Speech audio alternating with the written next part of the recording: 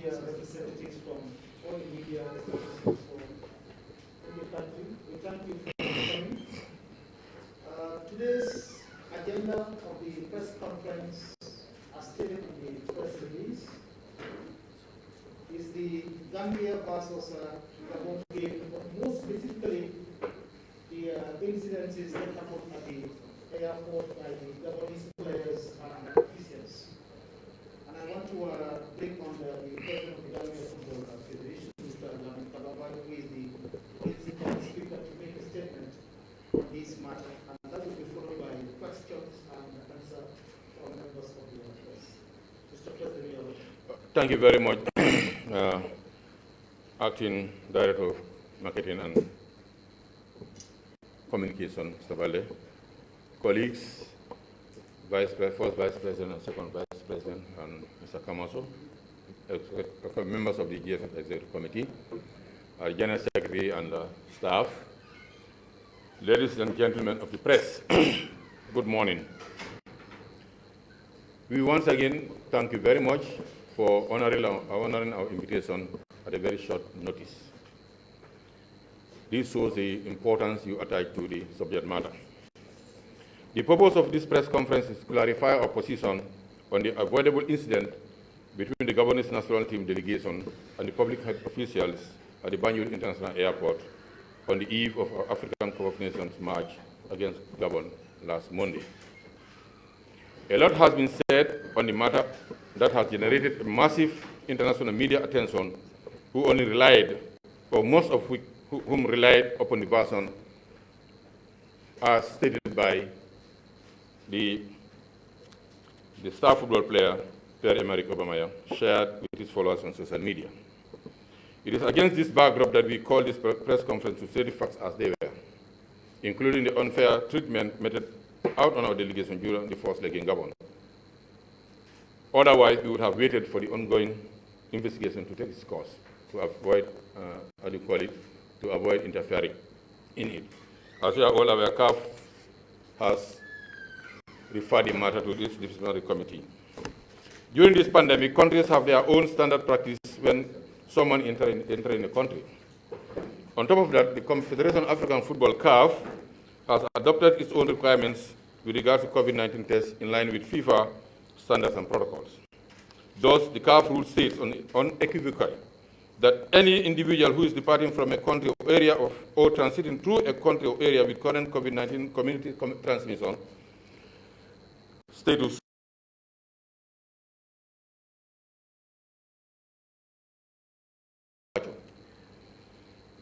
The new rules also subject team delegations, match officials, and match appointees to another mandatory PCR test that should be conducted no earlier than 48 hours before the match, and participants' access to the stadium, which result CAF said must be made available 2 hours before the departure to the stadium. It is a result of these rules that every member of our delegation flew into Gabon on time and with negative COVID-19 test result. But even with that, they were subjected to 2 separate tests both at the airport and at the hotel. Because of the respect that we have for the laws of their country, we complied without hesitation and hope that they would act in the spirit of fair play. It was at this second testing at the hotel that one of our key players, Suleiman Mar, returned positive, despite entering with a negative result conducted in Belgium prior to his travel. He did a third test last Saturday, which purportedly came out positive. He is still stranded in a hotel in Libreville. I want to also state that the Gambia Football Federation had on numerous occasions attempted to ensure the cooperation of its Gabonese partners to communicate their arrival information to make sure all necessary arrangements were made for their smooth transportation from the airport and throughout their stay in the country. But all efforts proved futile. I also want to be on record to inform you that neither their advanced party team nor their ambassador or their ministers' arrival details were communicated to us. Those, we are not aware of them, them arriving into the country. All we know that they were on the main list, but when they were arriving, we never knew. The ambassador came into the country without notice of the GFF. The minister came into the country without notice to the GFF. Thus, he couldn't be accorded the necessary protocol. And worst of all, the advance party, who came into the country to prepare the grounds for the march, came in, they never called at the GFF, they never contacted the GFF. They did everything on their own without consulting us, which is unprecedented in football. Thus, we provided, as per the regulations, we should provide them with a bus and a second vehicle for the officials. But our vehicles were left abandoned because they went and made their own arrangements without even consulting us. So I think this is very important. The whole minister entered into the country without the notice, formal notice of the federation. I'm not sure even of the government, because Gambian protocol and hospitality, forces us to ensure that we provide the necessary protocol. And I think that's really is a breach of our diplomatic protocol. And also, the first date they announced was arrival on the 14th. That's the early hours, late night on the 13th.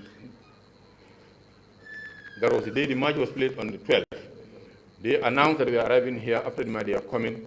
In fact, they will be coming together, almost following with our team to arrive here on the 13th. It's on record. They changed. They communicated that we are coming on the 14th. They changed. They said they are coming on the 15th at 2000 hours, 8 p.m. Until 09:35, we never had any communication from them. We instructed the General Secretary to write to CAF to inform them of our frustrations for the governor's delegation not communicating their arrival time, because we are trying to avoid the possibility of any lapse on our side that we arrive, we are not received here and there. But notwithstanding, the GFF protocol officer was sent to the airport, and the only information we could get were from the control tower. We are giving 10 o'clock and later midnight. And my information is that they arrived 5 minutes to 12.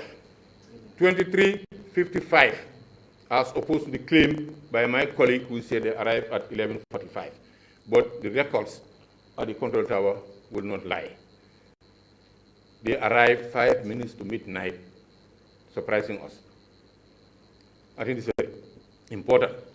And as per the information we received from the health officers at the airport, when they arrived, like any other passenger, you must provide or produce to the health official a certificate to show that you are COVID-19 negative, which should not be earlier than 72 hours for any traveler, which they refused to hand over. I understand they were just holding it, say, these are our players, and the other folder, these are for the officials. That's an insult to our sovereignty, an insult to our laws, because it never happened. Our first batch that arrived in Libreville were tested at the airport, and they insisted they were going to test the whole delegation there.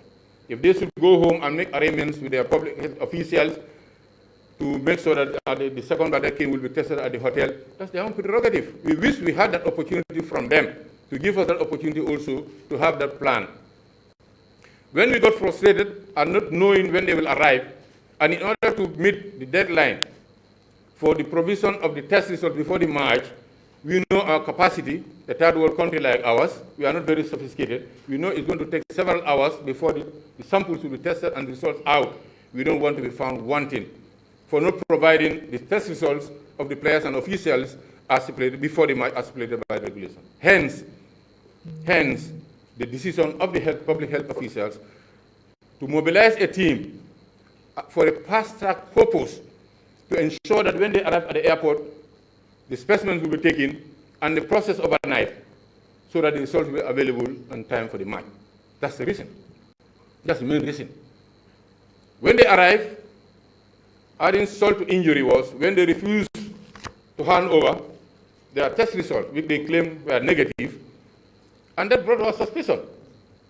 And then we said, no, if you cannot provide us with your test result, like any other passenger, then you cannot allow it going. Then, in fact, you have to do the test. I don't want to talk for the public's health, but we are all aware of the protocols. Even where you provide a test result from, where would I say, from WHO, if the health officer on the ground is not certified, he can force you to do another test. He can send you into quarantine to do it. This is what our law said. So it's not a question of X has passed through the airport, he was not tested, and Why also pass? That's not my business. That's entirely in the purview of the health officials. A little after 1 a.m., the ambassador, the ambassador called me, and then passed, and then was saying that we are here for several hours, and the people wouldn't let us go. I said, what happened? They said about the test. And talk to your colleague. He passed the phone to my colleague, the president of the Governors Football Federation. He repeated the same thing. I said, okay, give me time, let me find out, because I didn't know what was happening. Let me find out, I know what's happening. Then this time I called the GS and I started consulting. I was told that they arrived, they would want to surrender their test results, and they would also want to do the test at the airport. Then before I called back, he called again. I told him, my colleague, my brother, because we are very good friends. Myself and Perry, and we are very good friends. If you want to compare it, we are in the same VU in CAF, I will say that because we hung out together. He's a good friend of mine, definitely I can say that. He is a good friend of mine. I told my brother, I found out, but I understand it's a health issue. And these are things that are beyond us. Can you comply? He said, okay, we'll do it, but this is Africa, and we will see. This is Africa, c'est l'Afrique, on va voir. Mais on va faire le test, mais on va voir. It's what he told me. I said, okay, merci. Désolé pour l'inconvénient, mais il faut le faire. Then I thought it's close. I went back to bed. After a while, I think I called you or he called me. Yes, whoever. I didn't sleep that night. He called me and said, yes, there's still a stalemate. I said, what happened? I was going to tell you this, but already things are done. He said, no, they are still refusing. They said they are not going to do the test. And now, Obama and others are viral on the social media, showing photos. I said, okay, that's their wish, that's what they want. They want to add another feather onto their popularity, maybe, with all due respect to them. So that's how it started unfolding.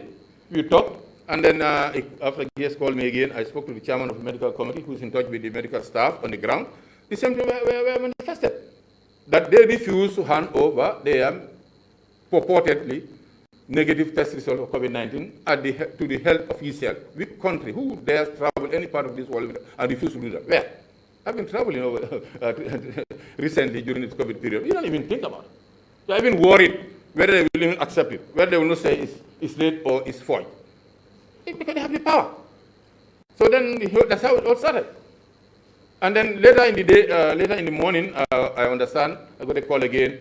I think their minister came in and the ambassador to appeal to the public health officers now, let them allow the boys to allow them to go to the hotel in the morning, they will do the test.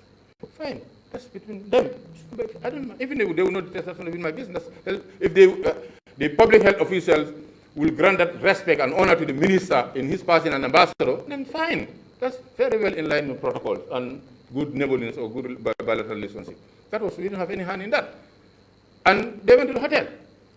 And then to yet another surprise, that in the morning when the test team mobilized to the hotel, they refused. They said no, they are not going to do the test because they had a 48 hours a valid test result that they could use for the match and other things. So there's dishonesty in that. Why would the minister fool the public health officer, promise that they were going to do the test at the hotel, and in the end then renegade? Why would my colleague also, with all due respect to my very good friend, Perry Allen, deceive me, assuring me that they were going to comply at the airport, only to renegade on it? If I had known that he wouldn't do it, maybe something would have happened. But that's the reality. And we all know about what the rest. When they come for the match committee coordination meeting here, the match commissioner gave his version of the story. They were here.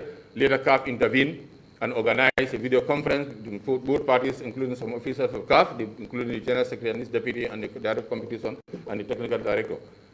And then the match belongs to CAF. They laid down the rules. They said then we have the match to go on. Because their first instinct, first impression was, I believe they were carried about by the social media, other international tabloids and media reporting about the whole issue. And there's a match to go on. There. Some of us, no, let's play, let us not play. I said, why? We have to play. If we did not play, we're going to lose. We're going to take the points and give it to them. That's what happened. And we cannot do anything about it. The risks are there, very high risk. The coach was very paranoid, he was very confused, because these are players you don't own. You have to convince their clubs that you're going to put A, B, C, D in place. The clubs read the regulations, our own, the protocols they know about FIFA's, CAF's, and our own. And that convinced them to let their players on. Out of the... Some did not. And some did not. Some even refused to release them. And they would say, oh, alhamdulillah, we thought about it. Just imagine what's going in to the minds of Suleiman Mar's club today, one of our key players. Even the third test that he did on Saturday, the result would have been out the next day than anywhere in the world. But it was tactically delayed until Monday because they knew that we may have the capacity of flying him in to play the match. That's the reality. That's the reality. So where is the sportsmanship spirit? I'll come into Suleiman's case later. So this is how the match was played. We did our best, and then the result is not to everybody. But what I can assure you is that the Gambia Football Federation has no intention, and we don't have any hand in the process. And unfortunately, with all due respect to my dear friend Pierre Allen, the president of the Gabonese Football Federation, General Lantom Montamba owes him 1 million apologies.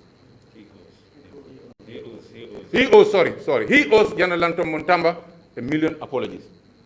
The man was at the time enjoying the middle of his bed. He didn't even know what was going on at that time.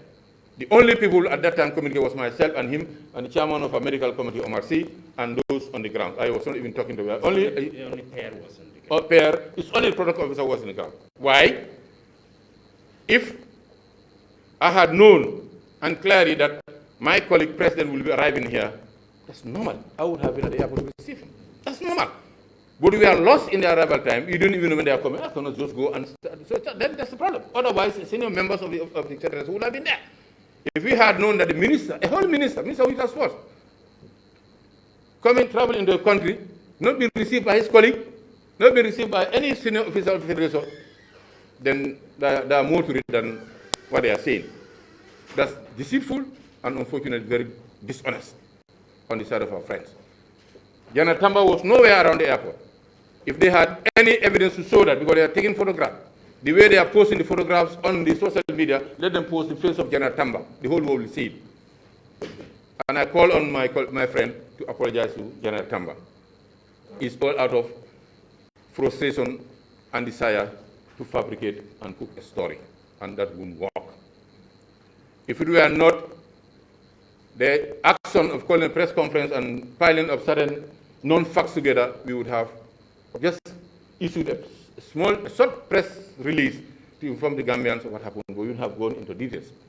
But if you have seen what happened in there, when it comes to, I don't want to elaborate more on what we went through in Gabon. Gambians, we are used to that. We have a thick skin. Anytime we go and play, we say, no, this one we don't. And then we forget. When they come, we open hands to them. I wish you see the field that our team trains in Angola, in Luanda, the two times we went there. It's not better than Serekunda West or Serekunda or even Kakamboy. It's not better than, but we took it. We even tried at one point even to hire a private team field, so that the boys can have a good training field. But nobody had from them. And when they come here, we receive them with open hands. They are friends. Football is meant for that, but not with hostility. In addition to subjecting our players and delegation to 2 tests before the match, a lot of inconvenience ensued. And one thing I want to correct, it was in his press conference he said they had chartered a plane to take us from Libreville to Franceville. But we had informed them as early as the 7th of November that we are coming with our own chartered flight and then we'll use the same flight to Franceville. Can we make arrangements for the flight to land in Franceville and also to depart from Franceville to Banjul? Because we are aware that Franceville airport closes around 11 p.m. whatever. And the coach wants that after the match they get ready, they come to Banjul. Perfect. The emails are here. And all these emails are copied to CAF. I'm sure they will be very useful for the investigation panel. On the 12th, that was 5 days before the match. Now he's saying that we don't inform them that at all. Very dishonest. It's on the 7th. On the 7th, I mean, yeah, before the match. You had given them ample time. But for them, they did not even have the courtesy of telling us we don't need your boss. Yeah. Until they came, they made their own arrangements. We are better. Even if we had informed them that very day, fine. I think it's still better. We show respect to them. But if you're saying that they didn't tell us, that's not true. In fact, the emails are around, and everything is here. Because these are emails that I ensure that every week we communicate with them. Because we had a rough start with them. First, the issue of the visas. We had to follow, we ended up by writing to CAF. When the email to CAF dropped, barely 30 minutes, they send the approval for the visas. Barely 30 minutes. Why do we follow them? Because otherwise, our players will have a problem even to start moving, because they are assembled at Brussels. So even from their point of departure first, they will need these visas. And for them also to send us their list so that we can prepare the visa on arrival. We had to literally beg them about 3 emails with a series of WhatsApp messages that the General Secretary, no response. Just to avoid being found wanting, because at the end of the day, when they want to come and we don't have the visas, we are not ready to say Gambia deny us visa. Especially what we learn, we experience from them now. All the records are there. We had to literally report them to CAF to ensure that they send us their list and the passport copies to enable us to prepare visa on arrival for them. The facts are there. The issue of the flight, our charter flight to have landing right in Gabon was another nightmare. This was arranged by a privately owned company, and I'm sure the investigators will reach out to them to find out what happened. In fact, there was a time it was a point of desperation. There was no response. I relied on my relations with my friend, my colleague. I communicated with her. I said, okay, I'll get back to you, I'll get back to you.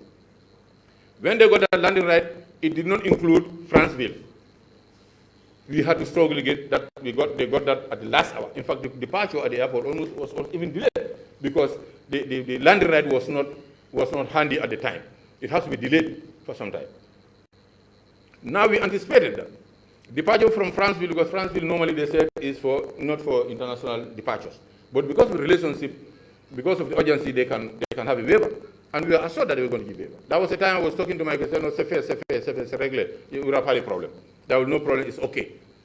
But the guys who were chartering the flight, the agency, were on my neck. Mr. President, we have a problem. Because it didn't happen, not only it's going to disrupt our operations, but there are very heavy financial implications for us.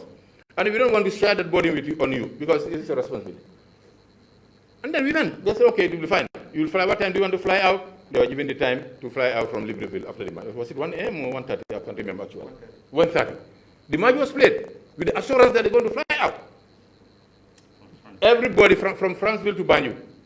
Immediately after the match, quick dinner, freshen up to the airport. Only to arrive at the airport was closed. Closed. They said, oh, the people there, they are not working, they've gone home. Just imagine frustration. If we had not had a good plan, we would have been in disaster. But because of the efficiency of the company that we use to do the arrangement for the hotel, they were able to get back to the hotel, spend the night. And then, I think the first departure schedule was 2 p.m. or 12 from Banjul, something like from Franceville to Banjul. That was changed more than 3 times because of their behest, because of them. The team could not depart until about 5 or something like p.m. instead of 2, 12, 2, 4, whatever. They delayed that, it was delayed until that. So, but we didn't make any noise out of that. Because these are things, sometimes when you talk about it, people think that you are looking for faults and you want to complain. We don't want, because these are things where we feel really shouldn't happen. But notwithstanding, it's not going to kill us. So when all those things happen, they came here without even confirming their arrival time to us. They just sneak into our country. I will use that word, sneak in.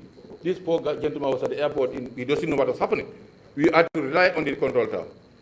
Why is the spirit of sportsmen? Where is it? Where is the genuine? What were they trying to achieve? You arrive at the airport also, you refuse to surrender your COVID test report to the competent authority. We have the mandate to quarantine you wherever he wants. He can even quarantine you at the airport. So them sleeping on the floors here and there, it's their own doing. They wanted it. Nobody forced them to do so. If they had complied, they wouldn't have been there. And nobody kidnapped anybody. That's a different thing. If anything, they are unruly. You've seen that they had fracasses with the security and immigration personnel, some of them in pouring water on them. And nobody's talking about that. Nobody's talking about that. We've seen the videos, what they were doing. Sleeping on the floor, fine. Maybe sometimes the tile is very cool, maybe you enjoy it. But it's not a problem. We don't use that for them, but it's not our doing. It's not our own doing. Let's come to the other dishonest statement about Suleiman Mar. Suleiman is our player. That's not their business. He's not a player. If I tell you how many calls I received my colleague about Suleiman, he was more concerned about Suleiman than his own players. You know, your boys at the hotel want him to. When I called Suleiman, I said, Uncle, Mama Fem Fontaine, nobody told me anything. I'm here, I'm fine. The hotel didn't tell team managers here. You talk to him. Even the day the team landed, you were in the same car, yourself and coach. I talked to you and coach talked to him. He said, no, as far as I'm concerned, there's no imminent eviction. No. The hotel wanted him out because they said, where is he going? Where would he go? So I see the handy hand beneath. All of a sudden, we receive an email from CAF asking us about Suleiman Mar. We replied, and up to there's nothing from CAF about it. If he should be concerned about Suleiman, we are more concerned about Suleiman. Not only that, he would have made a difference if he were on the pitch that day. I think we all agree with that. But he's our own. We don't want him to be there. There's not a day that I will not talk to Suleiman, except the day of the match itself. Every day I will talk to him, every day the team manager will talk to him, everybody will talk to him. As far as we are concerned, the situation he is not desirable. He didn't want it. We don't want it, but we have less to do about it. They reported to us. And then what we did, when we realized they are the ones trying to push the hotel to send him out, we make arrangement. It's also lying that they make arrangements for Suleiman to be moved to another hotel. That's not true. It's Max Sport, that arranged a Portugal campaign. We outsource the arrangement for hotels in both in Libreville and Franceville. They are the one I have the text message from Yusuf. After confirming with coach and then the team manager, he consulted me. We are partners. I said we got another hotel for Suleiman where he will not be hassled. He can stay there as long as possible. Do you approve it? I said, why? I approve. I have all those. I said, fine, go ahead. Suleiman was moved. We made arrangements with the Gambian community in Libreville also, who they would not only, I think, had only one opportunity for them to allow. They made so that they would not allow anybody to come and visit him. They did that. But if at all, for example, one reason and a technical reason that we didn't have anybody there, that's also, they calculated it. The executive committee member, Mr. Numukunda Kanyi, was designated and he agreed to stay over with him. It was arranged with the Gabonese that upon their return from Franceville to Libreville, they lift him to Libreville so they can join. The last minute they said, no, they are not going, they will technicalities. And knowing them at that point in time, you can also leave that old man also in a no man's land because you don't know what they're going to do. It was just about when they were going to the airport. Then we came in. We have a team manager. But we know the value and use of everyone. We know the importance of the man. We know the arrangements here. It's left for us now to decide who and when to. Expecting that when Suleiman would do the third test on Saturday, he'll be free and he can fly in. We had already booked and everything was done for him. He did it on Saturday. The result never came on Sunday. It came late Monday. They said again positive. Can you trust them?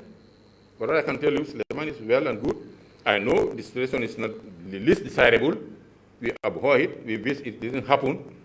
But because of that, this attitude and behavior, we suspect foul play.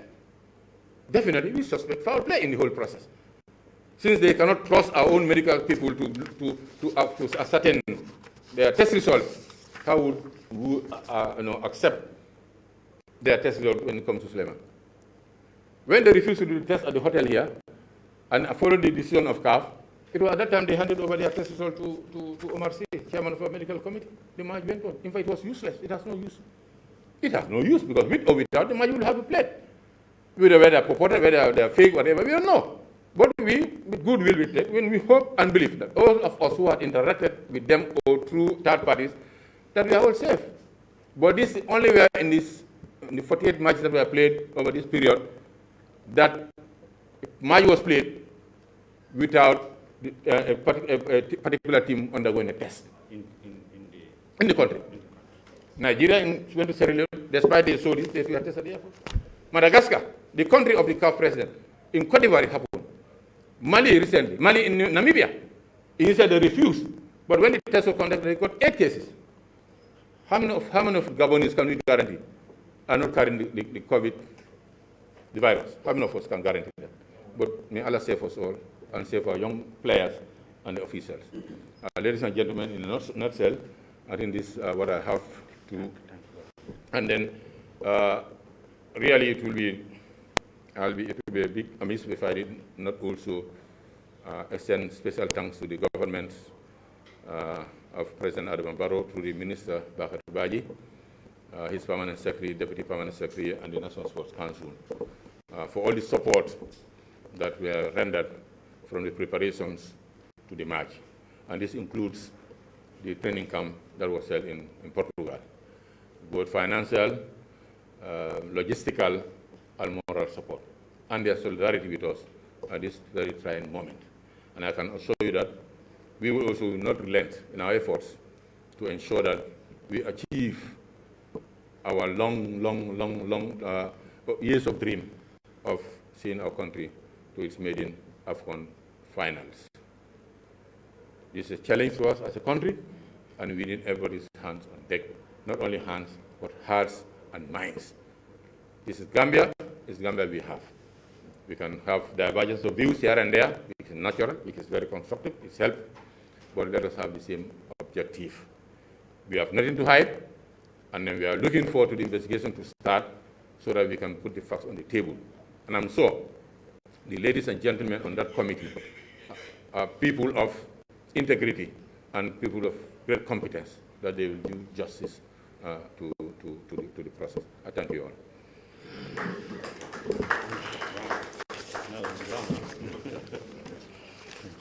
Thank you very much, President.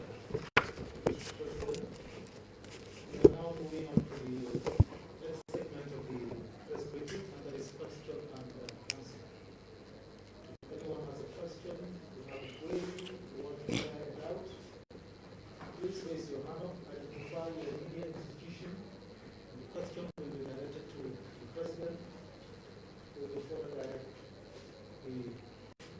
answer. Yes, gentlemen. Yes, my name is Mudu from QTV. My question is, it will start with a disappointment. Disappointment in the sense that I think African football has gone a long way, and we should be passing the stage of, teams being well treated. Be it Gambia, be it Gabon, be it any other country. When you travel to a foreign country to play football, I think for the spirit of sportsmanship and for the spirit of fair play, it should be on the pitch. Both teams play, whoever emerge winners become the winners. But with these things happening still in this 21st century in African football, it's really disappointing. And you people being at the helm of football in Gambia and also maybe at the CAF level, what would you do in terms of changing the policies and talking about issues so that these things are avoidable? Because it's really disappointing. It has put the whole picture and image of African football, into bad light across the world. Yeah, I think, as you said, it's unfortunate, it's embarrassing that we are still find ourselves in that situation. It's a big task on us as member associations and also on CAF and FIFA. I think that's nothing more than stiffer regulations and guidelines, which should be implemented without any partiality. That's very important. If the laws and regulations are laid down, it should be for everybody. It shouldn't be for cover and implemented or enforced for more. That's it. So I think it's a difficult one, since everybody is on top of the issue. It's aware of the issue, and I'm sure, I have no doubts that at the level of CAF, because at the end of the day, we as member associates, as I said, we, despite what we went through here and there, but we had an open mind, and we would have loved to welcome our brothers, as friends, as colleagues in the pitch. But unfortunately, their attitude of coming to us has left a lot to be decided. Was not friendly. A whole minister going to a country, flouting all protocols, bilateral and diplomatic protocols. An ambassador crossing to a country, the same thing. And you have a whole president of the Football Federation who doesn't even have the courtesy of letting his colleague, giving the colleague the pleasure of receiving him at the airport and hugging. And we've done it here many times. All the presidents that came here, I met them at the airport. I met them at the airport. Yes, that's Gambia, that's what we know. So then you can see that, then maybe there's something that is premeditated. They had a preconceived mind. If an advanced party traveling into a country. That never happened. However hostile you think the match would be, when you get a report to the federation first, they know when you are coming, you go to the federation, you have meetings, you inspect the escort here and there. Never happened. Then, unfortunately, this is very bad. We are let down. We are let down despite what we went through there. But as I said, as far as we are concerned, it's not of much importance.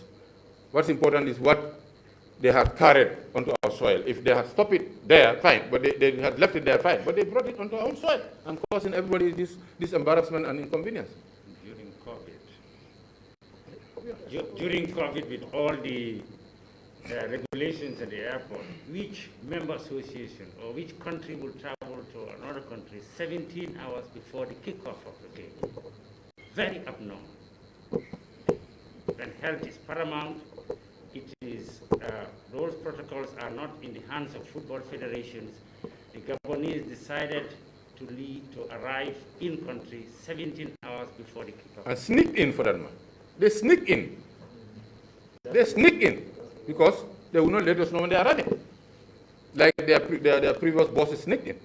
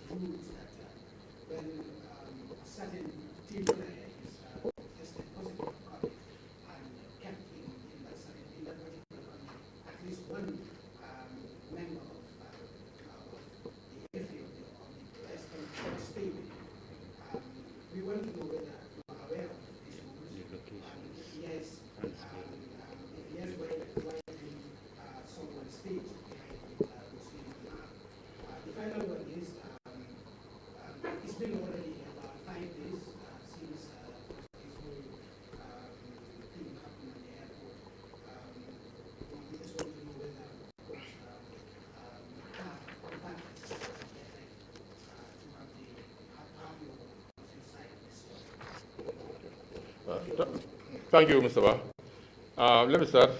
Number one, it has been confirmed by the medical officials. I even had to reconfirm in the follow-up calls. I didn't talk to them directly, but the General Secretary was talking to the chairman of the medical committee, was talking to them, because we try to minimize any would-be influence on what they are doing. But if there is need be that we can advise, we can do. But it has been confirmed, and I can tell you it has been confirmed, unless they can prove otherwise, that they have handed over, they have presented their test results at the airport. That has not been done. Number two, relation to Suleiman not being attended. As I said, that was it technical. The intention was that somebody was identified. But Suleiman is in Libreville, and the match was played in Franceville. The idea was for the guy to join him at Franceville, because when this happened, they were already going to Franceville, to go back. Yet, our friends in Gabon deceived us. They gave us assurance that they were going to fly with that guy back to Libreville so they can stay with him. So that was the bottleneck. But it was not an easy period for the officials, And then, I'm hoping also maybe the next test, because Suleiman, up to now, you speak to him, he said he doesn't have a single symptom up to today. He is 100% fit. You talk to him every day, tell you, Uncle, I don't have a single symptom. That's very, because my worry is health. That's very, very assuring. Alhamdulillah, that health-wise, I know psychologically, mentally, even if it happened to any of us, it's not pleasant at all, it's not palatable. But the fact of the matter is that, Alhamdulillah, is well and kicking. But the issue of somebody not saying was because we've been failed, our plan has been failed, and the last hour, it was difficult to do. The idea was, when we get back here, immediately after the match, one of the officials will join him. And we have since requested for them to issue visa to the officer to join them, up to now, no response. I even had to write to CAF this morning. You saw I wrote to CAF personally, to Yana Secretary and his deputy, asking them to prevail on the government to send us a visa to officer to go and join. But keep him company. But if you don't even know whether if anybody go, they wouldn't allow the person to go into the hotel. It's a risky. It's a risky thing. It's a risky thing because now the way they are, I don't know. Because if they will not allow even some government to take provision here and there to him, it's difficult. So but we'll try to exhaust all avenues. And then the last one was, I didn't write that. Yeah, no, they haven't. CAF hasn't contacted us yet. As the administration decided to refer the matter to the disciplinary committee, and so the matter would have been referred to the chairman, the committee through the chairman, and he will convene. And whether it's going to be virtual, whatever, they would send us whatever they want to hear from us. But we are prepared for that. Thank you. Thank you. Sorry. I'm sorry, John, from Capital FM. The Lieutenant was in front of the official. Can you take us through on the issue of passports? Because we also accused of finding the notice in their passport at the airport. He was not there. So the passport was not. But it's normal. When you travel, the passports are in the hands of the immigration. They will not give because they travel en bulk, like us when we are traveling. It's not individually because it's a team. No, you have the privilege. The immigration will not release the passports when the health people do not clear it. It's just logic. When we arrive there, they have a passport. Sometimes you go, in fact, I remember, Angola. How many days did it take us to receive a passport from Angola? Huh? Almost 3 days. I had to report to the President. Yes, I had to talk to my colleague. He called them. When we went to Angola with national team, 3 days, we could not receive our passport. It was even in danger because it should be presented for the man. Just imagine. So that's normal. But what I can tell you, that's a story. The general was never there, so he didn't have the passport. Whoever must have had the passport would have done it for the fact that they are not cleared by the immigration. Simple. Just, President, with your permission, just to add to what you say, in fact, exactly that's what happened. When they arrived and the passport were done, the immigration, the health authorities at the airport are very powerful. So I don't know whether you guys know. They have unprecedented powers when it comes to those who enter the country because of the coronavirus laws. So apparently when they refused to, when they were approached and refused to hand over their documents, it was the health officials who told the immigration that their passports would not be handed over to them. So their passports were given to them when like the president said, when the ambassador appealed and assured the minister and the ambassador and assured the health authorities that they can allow them to go to the hotel and they will be tested. That was the time their passports were handed over to them. Just for clarity,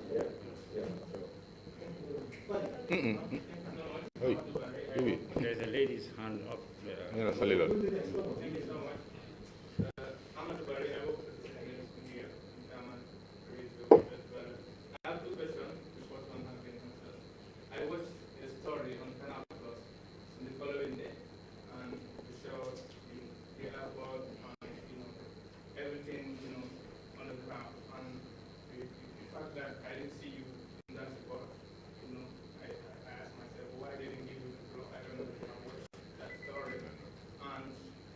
One conclusion that I can say is a bad image for the Gambia, as you have seen images, emerging viral, in social media, players sleeping, on the floor. Don't you think that this is a bad image and you guys may have to work on that, maybe to restore the ministry, as you have, said for it. And secondly, maybe that one is struck, maybe this incident. Your counterpart, your Senegalese counterpart, Wisan Senghor is contesting the ICAP box. I don't know your take on that, and are you supporting him, what is your reaction? Thank you very much. I think the issue of the what's in the media here and there is that's why we are here today, and I will continue.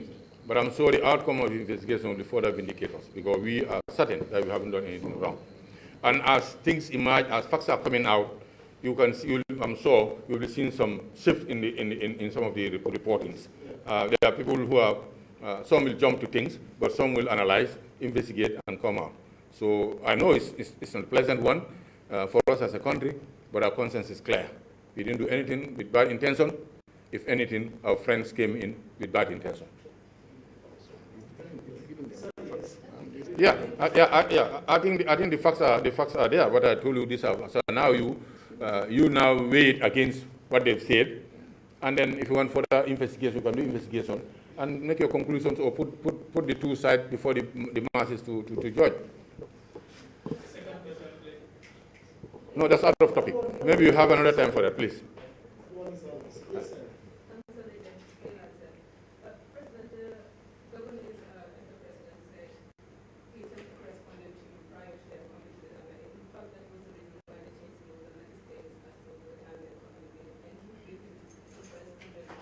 Sorry, I?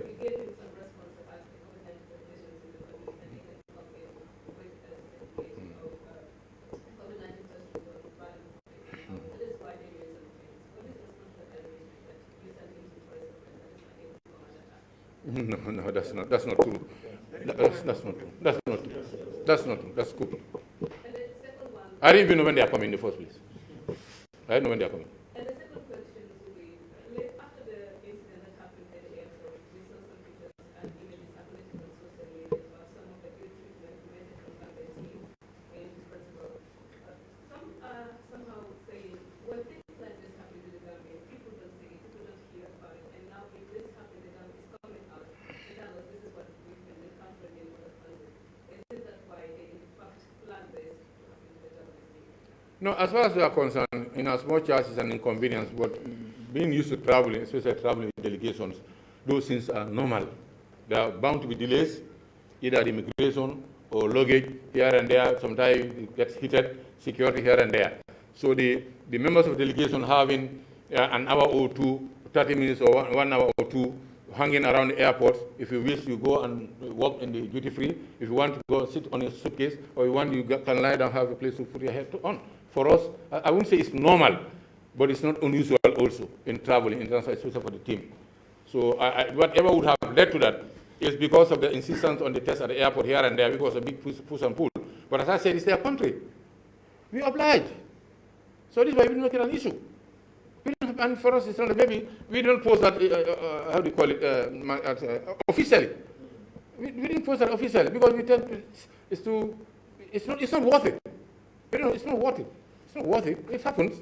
We travel last in Angola. How many hours would you take to go? And it's happening everywhere. So those things are normal. Even as a private traveler, you go to the airport and you have your hitch here and there. So if somebody who can fly in a jet, but the jet can only stop at the airport. I wish the jet can land on the pitch, you play and leave. I think, President, ladies and gentlemen of the press, we've heard Gabon arrived 5 minutes to midnight, and they left before 6. Let's do the math. They did not sleep. They were supposed to play at 4 o'clock the other day. They arrived at midnight. In a normal situation, airport protocols can take 2 hours. We are in COVID. They refused to comply. So this notion, it was calculated by a high-profile star just to give us bad name. But the reality is actually there. It is our responsibility, like we said, for all of us, to claim the image. Gambia is known for our hospitality. We have no reason to be. They were at the airport less than six hours. It was not a whole day. They didn't have to sleep there. And they chose to come 17 hours. These are very important points that people should comprehend. The regulations are that must be the day before. Yeah, exactly. Day before. The regulations are clear, like the team manager was saying. They should have been here 24 hours before the game, a day before the game, and they choose to come within. They even had to forgo their rights to train at the stadiums a day before the game, which every country does. Normally, it's your right to train at the stadium the time that the match is scheduled to play the next day. All of these things were well calculated so that they wouldn't have to be tested. And all the correspondence, especially that the lady said here, that the president had sent his arrival time to the president. Let them bring the evidence, because we have all the communications, all the email correspondences that have been sent to them to indicate our arrival time and all the tests that they were supposed to take, because it was communicated to them that once they arrive in the Gambia, they would be tested, results of which have to be provided to the match commissioner 2 hours before the game. I'm sure all of you are aware that Croatia and Turkey played last week, and the tests were taken It was during the second half that they realized the Croatian defender, Vida's test result came out positive and he was subbed. We had risk of players contracting COVID.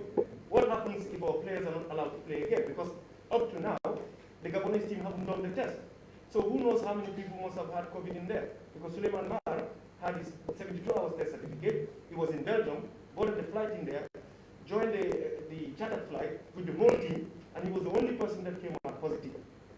So who knows how many players we had exposed to COVID. So this is something that the media also has to pick up and make sure people understand. Because allowing them to interact with our players, some of our clubs, Usman, the team manager knows, he had to struggle to convince some of these players. Alassane Mane wouldn't be allowed to come. Suleiman Bojang, all those players were not allowed to come because they feared that those people might contract the COVID-19 virus. So if we allow players to play with these people, and then these things are not taken, then which means we expose our players. Thank you. Let's take two final questions. Yes.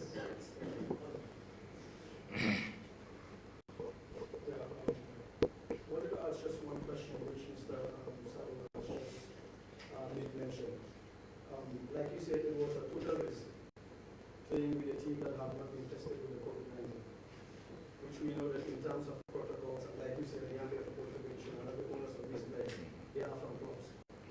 And also through the rules that we have seen in CAP, also FIFA has released as well.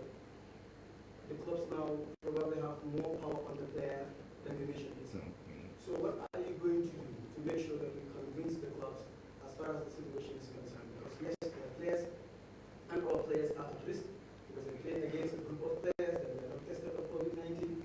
They enter the country without a test of COVID-19, which is also a risk to the whole nation as well.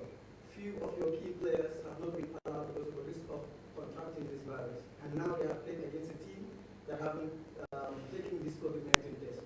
What are you to do to convince the clubs that, as far as the health and safety precautions are concerned, that the Gambia Football Federation will take a full responsibility as far as that is concerned? Thank you. Very, very good question. At the end of the day, we resign to fate. We resign to fate. What I mean, hope and pray, right? None of them return to their club and upon arrival test positive. Let's pray for that to happen. But we are able to establish a very good relationship with the clubs. These are through the team manager, the communications that we are following.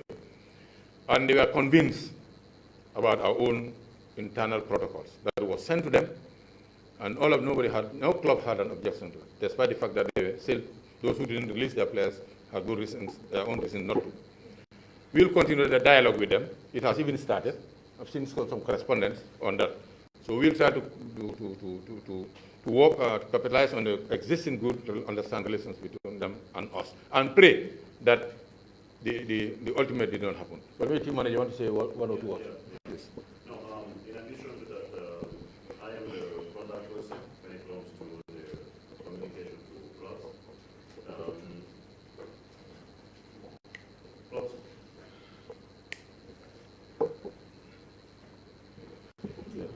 No, sir. Yeah. No, I like to say I am the focal point of communication when it comes to the release of players in terms of getting the players requested and all other communications, in relation to that. It was not an easy one, especially during it started with the camp from Portugal, but also this game against Angola. These games, the two games against Gabon weren't easy. We had clubs like Sampdoria, Biashot, Hellas Verona. These are clubs that are very, very serious and very, rigid when it comes to player release. They would ask what is the state of preparedness, what is the flight itinerary, and what are some of the preventive measures that we are putting in place. Myself as a team manager, I prepare my checklist, I put to the federation what we need to do, to strategize what is the best way to try and get these things done. So these clubs would ask, what are you doing, what are your COVID response protocols, and what is the travel, itinerary for the player looking like, and what are also the accommodation stuff and everything. So for us as a federation, first of all, I checked, all the flights and every other thing in terms of commercial aspect. It wasn't feasible because if you have the window starts from the 17th, sorry, from the 9th to the 17th. All the commercial flights in most of these destinations now fly only once or twice in a week. So which means if a player leaves from the 9th, he might not get back to his club until 20-something, and the club has the right then to not release them. So when I check that, also accommodation, it's a bit risky to put two players because it is the orthodox system of player accommodation is to put two players to a room. That has also its own, advantages for players, for team cohesion and all this other stuff. But we had to separate the players, every player to a room. It's each player to a room. I also send that correspondence to the clubs. And the issue of the flights, when I knew it wasn't feasible, it wasn't going to be the best, clubs wouldn't agree to release the players, I said to the federation, I wrote a report and said, you know what, this is what is going to help the situation in order to get the players, because I cannot get my players. And this has been put together, the arrangement of flight, the accommodation, and the test of the players, because they ask also, how many times are you planning to test these players, when they arrive and when they leave, during the matches or before the matches. So I have to give them all those testing schedules and to further convince them. So all that has been done in conformity with the CAF rules and regulations, and the clubs, I can tell you, Sampdoria and Biashot, I already mentioned Hellas Verona, these are clubs that are really, really very interested. They send me emails almost every 30 minutes, every 1 hour during these games, during these preparations, to ask questions that are leading to the state of preparedness. So we did all that. The team went, all the players, alhamdulillah, gathered, and we were able to play the games.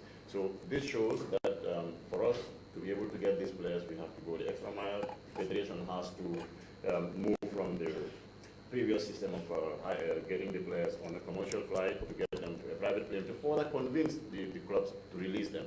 Now, there is a question, or there is some fear in clubs not releasing their players because of the incidents that happened with some of their players, not our players. But I can tell you, until now, I have no communication from any of those clubs who would say, Usman, we are not going to release our player. The last email I got just early morning from Verona was a different subject, because the player has to be assessed. We have to do a medical assessment. That is Ibrahim Akoli, to further inform the club, what was the injury that he couldn't play. So until now we are okay, because all the questions have been answered, and we've already put in place very good preventive measures, very good travel itinerary. I told the clubs, what, we are hiring a private plane so that our players can travel comfortably to this destination, so we won't have any problems in terms of travels. The testings were done quite effectively. It's a shame, for example, I said it in the technical meeting, if Suleiman had to travel with the team from Brussels to Libreville, and he had his test certificate, that is 24 hours, not even 48 or 72. He did it a day before with the coach and all the players from Belgium, because I prepared the travels in groups. That is, if those that are in Brussels, those that are coming from Italy, those that are coming from Germany, to try to get them like this. So Suleiman had this test together with some of the players. They did the test in the same laboratory, got all the test results. They arrived together in Libreville, and they were tested. I told the match commissioner in Libreville, their second vice president was sitting. I said, do you people want to tell me the doctors or the laboratory in Libreville, is it more competent, or the doctors are more competent than the ones in Brussels? Because if it was done in Gambia, you can say probably we play with the result. But it is conducted in Brussels. We do not know the doctors. We have nothing. We have no interference whatsoever. And now we are surprised. But we will give you the benefit of the doubt. Myself as team manager would accept, and we will really allow Suleiman to be out of the game. But then we will have to follow up and we see what led to that. Because the rules even say that if the player is tested positive, the samples, we have the right to get the samples and further, send it to CAF, so that it will be done to further confirm. Suleiman was tested once, he was tested twice. In fact, for the second game, we still had Suleiman on the team list because we knew he could get negative, and he would be flown into the country as soon as possible, so that he could be played. He could play in that game on Monday. But they knew it was a delayed tactic, so they kept him again and said no, the results were in it. Until Monday evening, until Monday evening they said no, he was tested again and he was positive. So for me, to be honest, I don't want to be in the middle of arguments and all these things, but I am saying what I know as team manager and what has transpired and what is the situation. Until now, I am in close contact with Suleiman. Until now that I am sitting here, I am in close contact with Suleiman, and I am really on schedule to fly to Libreville again on Friday. I do not know, I'm still waiting for visas, but I can assure you that Suleiman is well taken care of. The hotel that he is staying right now is a very good hotel. The manager is really deputizing to give him all what he needs, in my capacity as team manager. Thank you very much. Our final question, please. Yes, thank you very much. My name is Kasim Stein. My brother on the person is Suleiman Eloni in Gabon or is that someone from Actually, sorry for that.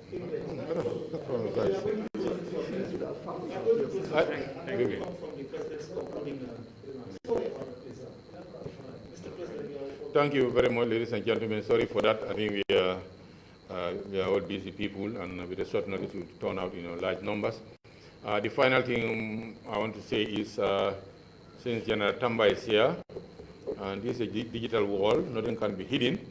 With all due respect, he's my younger brother. Otherwise, I will hesitate to do it.